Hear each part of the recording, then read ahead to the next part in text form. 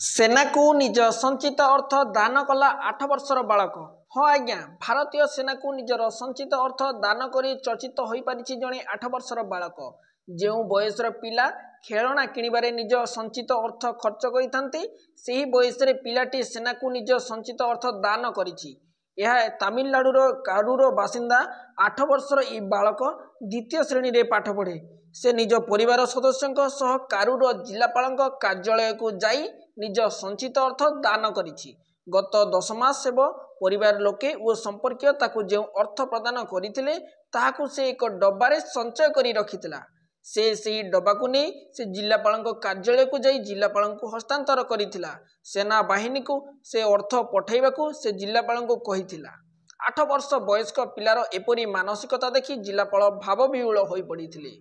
अपेक्षारत गणमाध्यम को पिलाटी कहिथिला जे सेना जवान देशवासी को सुरक्षा प्रदान करुथिबारु सेमानंको कृतज्ञता ज्ञापन करिबा पई संचित अर्थ दान करबाकू निष्पत्ति नेइथिला।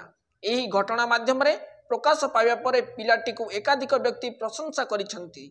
जणे व्यक्ति सामाजिक गणमाध्यम रे वार्ता देई दर्शाइछंती छोट पिलाटी केते टंका दान कला ता बड़ कथा नुहे, तार मानसिकता को समस्ते प्रशंसा करिबा उचित। अन्य जणे व्यक्ति लिखिछंती सेही छोट पिला अन्य मानक निमंते आदर्श पालटिछि।